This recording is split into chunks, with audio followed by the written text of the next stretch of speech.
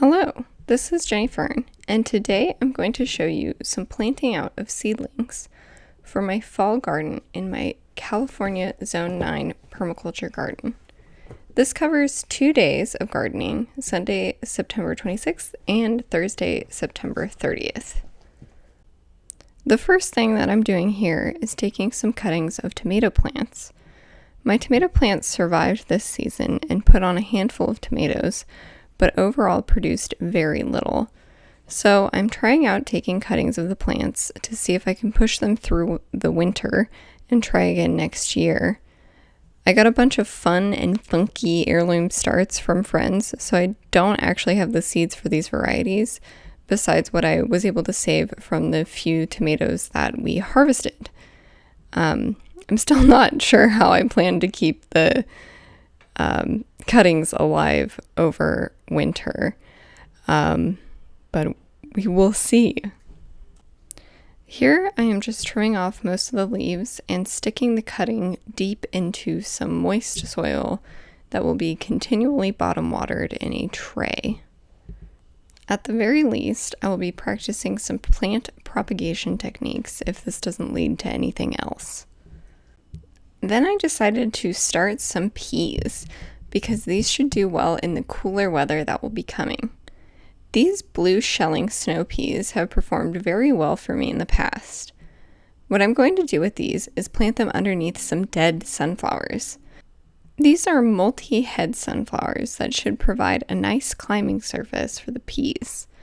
I did this in the front yard last year and it worked out quite well. I'm scooting aside some wood chips at the base of this dead sunflower, and I'm filling in that void with some potting soil. Then I put the pea in the soil, push some wood chips back around, and let water soak in. Hopefully I'll have a pea plant popping up soon. I like to use this method sometimes of planting into potting soil on top of the native clay soil that I have underneath my wood chips. It can be convenient when I do not want to dig into what can be quite hard soil. I've heard several people in my area talk about our native clay soil as if it's just not something that should be planted in. But I've grown quite fond of it, especially during the dry summer months, because it retains moisture so well. Here I am planting another pea plant underneath a still alive amaranth in my raised garden bed. These garden beds were here when we purchased this house, and they illustrate the benefits of in-ground beds using our native soil. These beds dry out very quickly and they drain water fast. I would not choose to have wooden raised beds with this fine soil if I were to start again from scratch. This bed is also full of Bermuda grass and mint, which becomes more difficult to manage when there are wooden structures and watering systems to deal with. The mint crisscrosses underneath and above the water pipes and makes it a huge pain to pull out large sections of it. Same with the Bermuda grass. But having part of the garden that is watered with a timer makes it much easier to manage all of the rest of it. And here is another pea plant now in my front yard under another dead sunflower. Over in this part of the yard, I have some bristly oxtongue weeds that have kind of taken over. They're trying to blend in with the calendula, so I'm just cutting these down and laying them atop some cuttings that I have already stacked up here. You'll notice with the 2 beds that I have towards the back fence, I am mostly building up with chop and drop, not quite planting them out fully. If this past weather thingy is correct, then the weather on this Sunday was only 82, which is not very hot at all, compared to this Sunday, October 3rd, which was 97. So pretty good gardening weather. Now I'm focusing on starting some seeds in cups. I have my box of cool weather seeds, and I've picked out some rhubarb and cabbage to plant. I'm not entirely sure that rhubarb grows well in my region. I think it might be on the high end temperature-wise for it, but I got a seedling to germinate last winter, and I'd like to try again. Pretty sure that seedling got eaten by some pill bugs. So I'd like to try a few more, see if I can get one to stick. And it would really be great to get some more herbaceous perennials in the garden besides just the artichokes and cardoon. So we'll see. Obviously, we will see if it's a success, if it's still around in springtime. Now I have some cabbage seeds. I've grown cabbage before and it's gone all right, but they've never gotten very big. I think it would be nice to do some succession sowing of cabbage for the fall and winter this year. I would especially like to make some sauerkraut. So we'll see. I'm starting out with these 3 cups and we'll see how germination happens and if I can keep this going. I don't think I've ever been very good at succession sowing, to be perfectly honest. And I've never made a huge effort to do so. The cosmos planted next to my peach tree bloomed this week. This is from a Bright Lights mix that has a bunch of orange and yellows. I've mentioned this before, but I've been putting more focus onto growing trees than my annual vegetables, especially in the hopes of making the yard more hospitable in the hot and dry summer, to try to make it a little bit easier on all of the plants and critters and myself, trying to keep everything alive. But anyway, this bee seems to really enjoy that I planted this flower here. I've got these fava beans in these old garbanzo bean cans. They're nice and big enough to put into the garden now.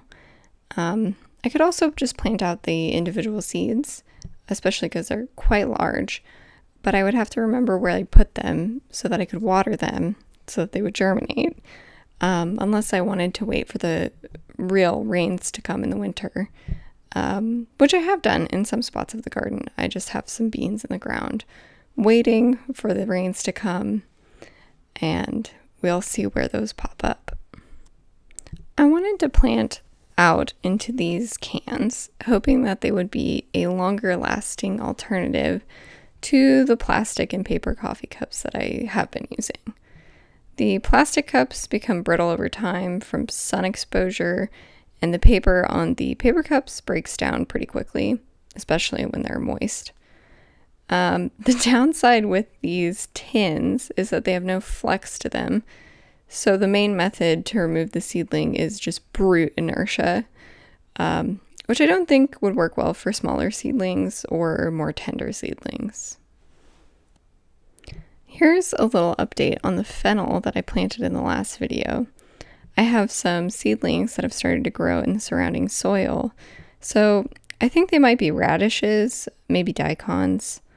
In the late spring, I dropped a lot of seed heads in this area in the hopes that the winter rains would germinate them, and I would have a low-effort patch of different brassicas, including daikon and other radishes. Last year, my fava beans performed super well and have been a great dry storage bean source for me. I think the strategy for this region, where it is so dry during summer, might be to focus a little more on wet season or winter gardening, especially because it doesn't get that cold here. The variety of food doesn't seem to be as high, and the growth rate in winter is slower, but the plants get more regular access to rainwater and rely much less on human intervention. If you have suggestions of people to check out who garden in Mediterranean climates in a permaculture manner, I would love to see their solutions. Please leave any recommendations you have down in the comments. If you watched me last year, you would know I was very disorganized in not knowing what plants were what within my own garden, especially as a beginner who didn't yet know what certain seedlings looked like. I've gotten a little bit better at this by using photos on my phone, helping me to identify which seedlings I planted in which containers. I also get to see what day I planted them to kind of assess how well the seedlings are doing. Like I mentioned earlier, this garden bed is infested with Bermuda grass. I'm not sure if it is an appropriate solution or not, but for now I am using the grass as a bit of a ground cover for the soil, and I'm pulling it out of specific areas and planting into it when I need to, and I just mulch around the new seedling. All right, let me talk you through this little patch here. I have this volunteer pea. I have these long beans, these Thai soldier long beans that are thriving in this bed. I have some green onions that I cut off from grocery store green onions, just the bud of it, and planted it into the soil. And I have the cosmos. This little patch of the garden bed is one of my favorites because it's thriving. And then I took another collard green and a red mustard seedling, and I planted them out into the front garden bed. Here's where I have some of my herbs, like my parsley and sage, and I'm watering them in pretty deeply. Here you can see I have Swiss chard and oregano and some more Swiss chard. So I'm planting in some newer, fresher seedlings for the fall to bulk up the bed and keep it productive. Then I have more love for the cosmos. I have, again, some of these bright lights mix with this little bug. I'm not sure exactly what it is, but it seems to be very happy that these flowers are here. And I just added a little bit of soil on top near this red mustard because the roots seemed slightly exposed. And then I added in some narrow leaf plantain to feed some pill bugs that I thought might attack my plant soon. So I'm trying to keep them fed and happy so that they don't eat my actual plant. Here you can see the sunset on the hills. It's just beautiful. I absolutely love where I live. I think it's one of the most beautiful places that I've ever been. And then you can see sunset in the dead part of the apricot tree. The birds are fluttering about. I love watching the birds in this tree. You can actually see them because there's not a bunch of leaves obstructing the view of them. They're just darting about, having fun, hopefully. I hope you enjoyed this video, and as always, thank you for watching.